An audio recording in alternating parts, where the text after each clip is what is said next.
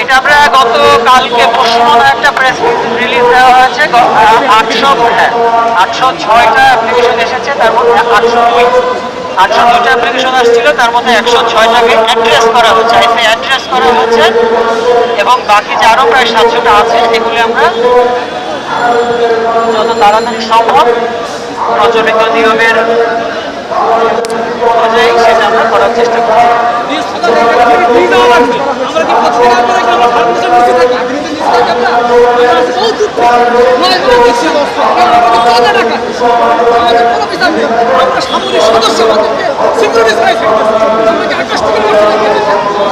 আচ্ছা, এটা আমি এখনই কিছু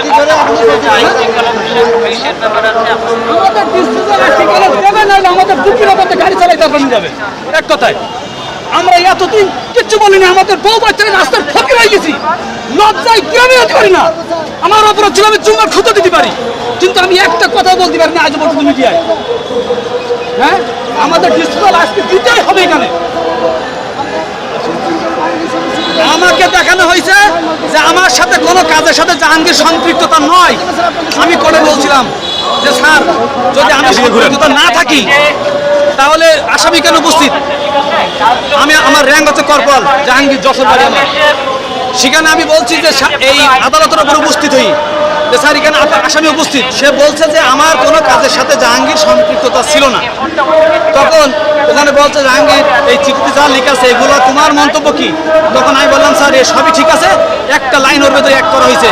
সেই লাইনটার ভেতরে কি যে আমি এদের কোনো কাজের সাথে সম্পৃক্ত যেহেতু নেই আর আসামি যখন এখানে উপস্থিত, তাহলে আমার এই লাইনটা কেটে দিতে হবে যে ও জানতো কিন্তু এই ঘটনা তাহলে হইতো না যদি আমাদেরকে জানাতো।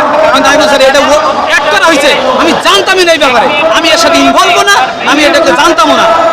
সেই আসামিকে তাহলে 5 বছর জেল সহ সৈনিক বানাই, আর তার অ্যাসিস্ট্যান্টকে তাহলে 3 বছরের জেল সহ সৈনিক বানাই, আর আমি কর্পোরাল আমার সার্জেন্ট ঝুলতেছে মাথার উপরে, আমাকে তাহলে এর কোনো অপরাধ নেই, তাহলে একে শুধু বাড়ি বাড়ি দাও। আমার দুটো বাচ্চা হেফজখানায় পড়ে, আমি জুম্মা মসজিদের ইমামতি করতে পারি, আমি সার্জেন্ট। আমার সেই জায়গার থেকে আমাকে শূন্য হাতে বাড়ি পাঠাতে লজ্জায় আজকে 11টা মাস আমি বাড়ি যেতে পারিনি। এখনো আমি যশোরের চা বিক্রি করে খাই। এটা কি বাংলাদেশ মানুষ জানে না? আমাদের শুধু মুখ্যমন্ত্রী লজ্জায়, মিডিয়ায় আসতে পারেনি লজ্জায়, আমাদের ডিসপোজাল বহুত ঝুলাইছে। আজকের এই ডিসপোজাল দিয়ে যাবে, হয় আমাদেরকে মেরে ফেলবে, বউ বাচ্চা আল্লাহর রাস্তা দিয়ে আসছি। আল্লাহ বলছে লা তাকনা তুমি রহমাতিল্লাহ, তোমরা আল্লাহর রহমত থেকে নিরাশ হয় না। আমরা ধৈর্য ধরতে ধরতে আজকে 1.5 বছর হয়ে গেছে, আমাদের শুধু কলা দেখাইছে। আজকে আমরা ডিসপোজাল নিয়ে যাবো, হয় আমাদেরকে মেরে ফেলবে, নাহলে আমাদেরকে চাকরি দিয়ে দেবে। আমাদের কোনো অপরাধ নেই, বিশেষ করে আমার অপরাধ নেই। আপনারা কতজন আছেন? এরকম প্রায় 480 জন মতন, আরো কত লোক তো এদিক সেদিক মান সম্মানের খাতিরে বলেই নাই, কিন্তু এর ভেতরে জেনুইন হয়তো 70-80 জন হয়তো নিশ্চিত চাকরি গেছে। কিন্তু আমাদের অনেক লোক আছে যে সাবধান করা হয় চাকরি নষ্ট করে। আপনাদের তো সামনে তো ব্রিফিং দিলেন প্রেস ক্লাবের ভিতরে, উনি কি বললেন? ওনার কথা থেকে আপনারা সন্তুষ্ট? উনি যা বললেন না, ওনার কোনো কথাই আমরা সন্তুষ্ট না। আমারও অনেক দিন অনেক জায়গায় আসছে, আমরা টাকা পয়সা আশা করার কথা। ওরা সাধারণ এবং প্রাথমিক কথা, আমাদের চাকরি ফিরাই দিতে হবে। অথবা আমাদের ইন্ডিভিজুয়ালি আমরা কেন দরখাস্ত কতবার দিছি, কম্পিউটারে প্রিন্ট দিছি, ছবি দিছি, অ্যাপ্লিকেশন দিছি, আমাদের সংসার চলছে না। এখন আমরা এই টাকা পয়সা অ্যাপ্লিকেশন ঢাকা কি মামুলি ব্যাপার? আপনার নাম কি? আচ্ছা, ওনাদের সাথে বৈঠকে কি সিদ্ধান্ত হয়েছে? বইটাকে কি সিদ্ধান্ত হয়েছে আমাদের ওখানে নেয় নাই। যখন ওই 4-5 জনকে বুঝাইছে আর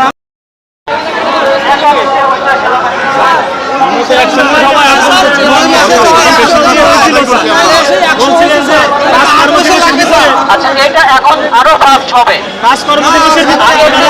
আগে যেটা হয়েছিল আমি তো বললাম, এখন এটা আরো গতিশীল হবে।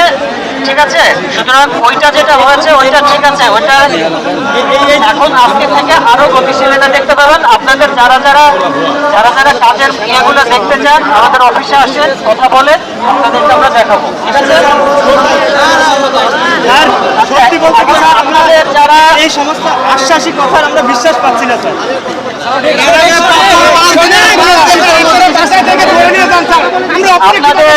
আপনাদের কয়েকজন প্রতিনিধি আমাদের সাথে আমরা কথা বললাম, 8 জন বা 7 জন এখানে ছিলেন, তাদেরকে একজন ভালো আপনাদের কি কি আলোচনা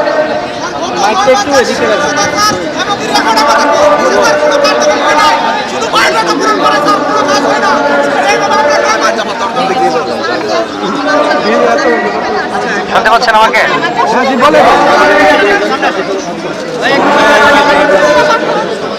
আচ্ছা, স্যার যে কথাগুলো বলেছে, স্যার অনেক কষ্ট করেছে আমাদের জন্য, প্রায় 2 ঘন্টা ধরে মিটিং করেছে।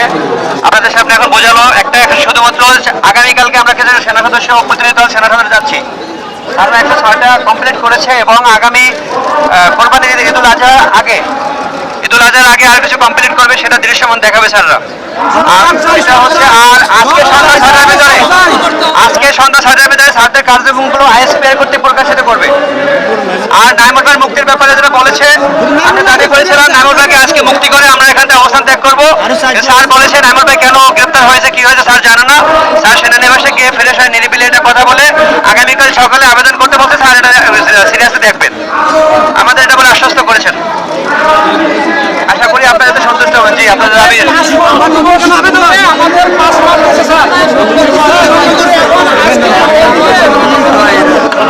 ওকে। আসসালামু আলাইকুম ভাই, আমি একটু কথা বলি শুনেন। অলরেডি স্যারদের সঙ্গে আমাদের কথা হয়ে গেছে। স্যাররা যথেষ্ট ধৈর্যশীল এবং সেনা অফিসার হিসাবে আমি মনে করি স্যাররা সত্যতম মানব এবং তারা আমাদের ব্যাপারটা নিয়ে একটা ফলপ্রসূ একটা রেজাল্ট নিয়ে আসছে।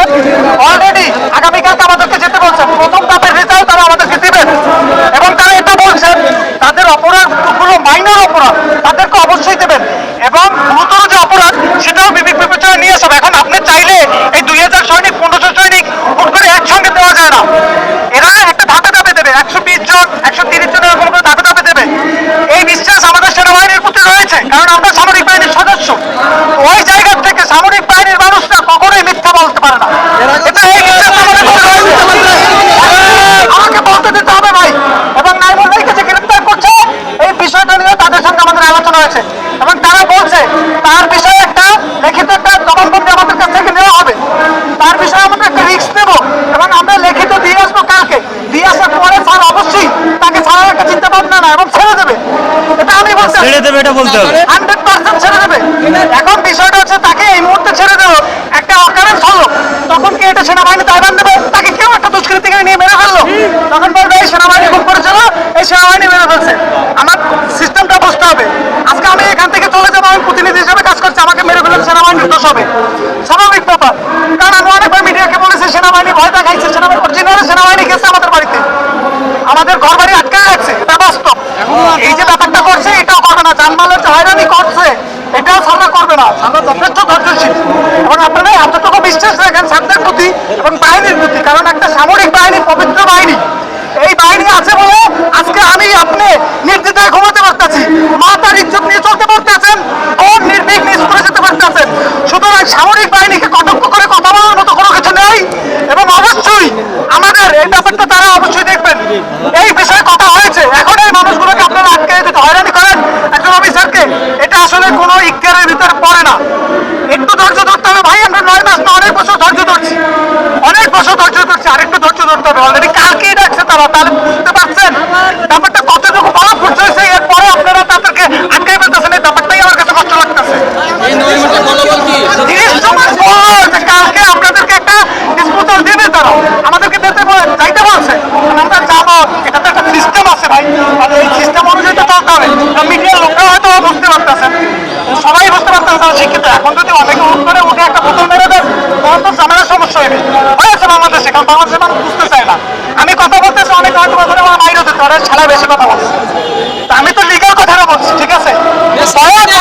আপনাদেরকে বিঘ্ন করবেন না, আমরা আমাদের ব্যাপারটা নিয়ে কাজ করবে এবং যারা অ্যাপ্লিকেশন করছেন তারা তাদের ব্যাপারটা তো তারা দেখিয়েছে এবং যারা এখন পর্যন্ত কোনো অ্যাপ্লিকেশন করেন না বা প্ল্যাটফর্মের সঙ্গে সংযুক্ত না, তারাও আপনি করবেন, অ্যাপ্লিকেশন করবেন। আমি নৌবাহিনী তাই বলি, আমরা আমাদের ব্যাপারটাও বাইরে দেখবে না, নাইমুল দায়িত্ব ছেড়ে দেবে, নাইমুল দায়িত্ব ছেড়ে দেবে। সামনে সামনে এটা আমার কথা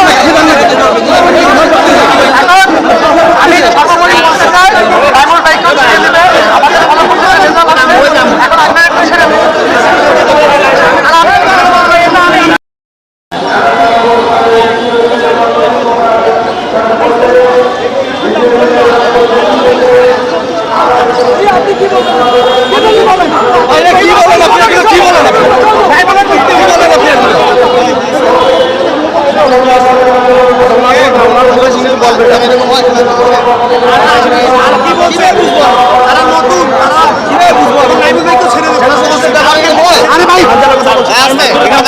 আনতেছে না স্যারও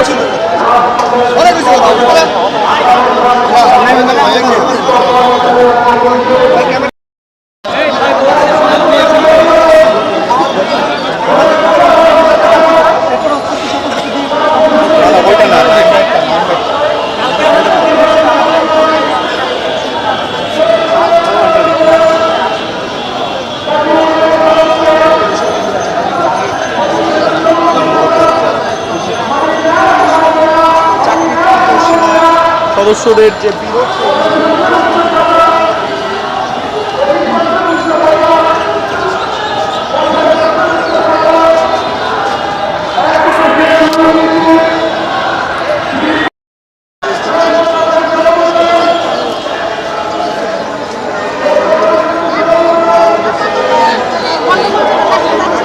সংকট সে সর্বশেষ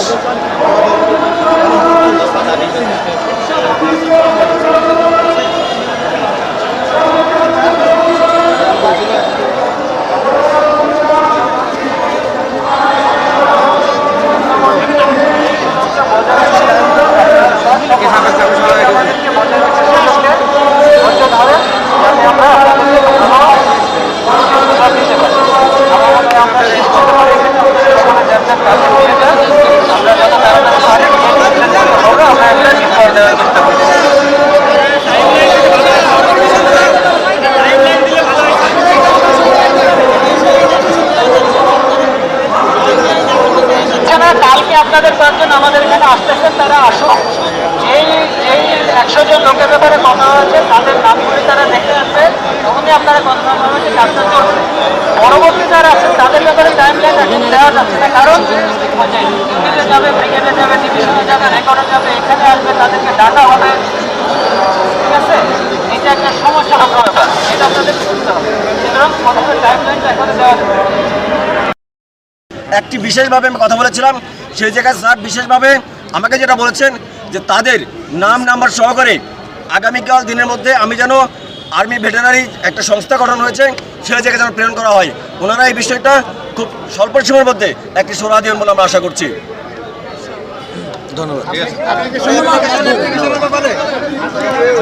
আমি সৈনিক মোহাম্মদ শামীম আক্তার স্বাধীন 38 ইস্ট বেঙ্গল রেজিমেন্ট। এবং আরও একটি কথা যেটা আমি মিস করে গেছি, যে আমি স্যারের কাছে বলেছিলাম, স্যার আমরা যারা আজকে কর্মসূচিতে আসছি, আমাদের বাসায় বাংলাদেশ সেনাবাহিনীর বিভিন্ন রকম সদস্য আমাদের পরিবারকে কটন করেছিল এবং বিভিন্ন রকমভাবে হুমকি দিয়ে আসছিল যে আমরা যদি প্রোগ্রামে আসি তাহলে আমাদের এবং আমাদের পরিবারের ক্ষতি হতে পারে। সেই জায়গা থেকে স্যার আমাদেরকে আশ্বাস করেছেন এরকম আর কোনো কাহিনী ঘটবে না। আমরা যদি কোনো নাশকতা না করি, কোনো প্রোগ্রাম না করি, সেক্ষেত্রে ওনারা কোনো আন্দোলন, ওনারা কোনো রকম ইচ্ছা কাহিনী আমাদের সঙ্গে করতে পারবে না। এই জন্য আমরা ওনাদের সঙ্গে মানে স্বল্প সময়ের মধ্যে যতটুকু আমরা বুঝেছি, ওনারা আমাদের মধ্যে সদয় এবং সহনশীল। ইনশাল্লাহ আগামীকাল এটার সম্পূর্ণ ডিটেলস আমরা জানতে পারবো আগামীকাল সেনা সদরে যাওয়ার পর। ইনশাল্লাহ আমরা লিখিত আকারে পাবো। আমরা তাদেরকে আমরা আগামীকাল একটি লিখিত দেবো তাদেরকে। কর্তৃপক্ষ আমাদেরকে এটাই বলেছে, আগামীকাল আমরা একটা মুসলেখা দিব এবং তারা আমাদেরকে একটি মুসলেখা দিবে। আমরা যত সদস্য এখানে আছি প্রত্যেকে আমরা ঢাকা অবস্থান করব ইনশাআল্লাহ। সময়ের মধ্যে এটা বলছে আমরা আগামীকাল সকালে অফিস আওয়ার স্যার বলেছেন সেনা সদর অফিস আওয়ারে আমরা যাব এবং সেই জায়গা থেকে আমরা নিয়ে আসবো। আমরা সকলে জানি আমরা সেনাবাহিনীর সদস্য, বাংলাদেশ সেনাবাহিনীর অফিস সর্বোচ্চ 1:30 পর্যন্ত চলে। এর মধ্যে আমরা একটা ডিসকাশন করব। জায়গাটা হচ্ছে আমরা আমাদের যারা সহযোগিতা ভাই, আমরা আন্দোলন করতে পারবো না।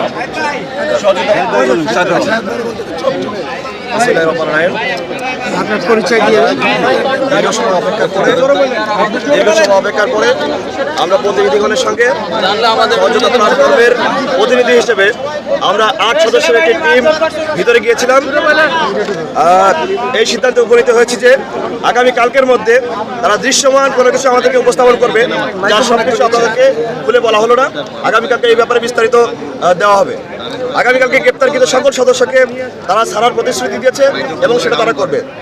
যদি তা না হয় সহযোদ্ধা প্ল্যাটফর্মের এবং সকল এই চাকরিচ্যুত সকল সামরিক সদস্যদের ক্ষেত্রে আমার যে বার্তাটা থাকবে, তাদের এই কথাবার্তা এবং কালকের মধ্যে যদি আমি কোনো সিদ্ধান্ত আপনাদেরকে কর্তৃপক্ষ থেকে দিতে না পারি, তাহলে পুনরায় কার্যক্রম আবার চলমান থাকবে।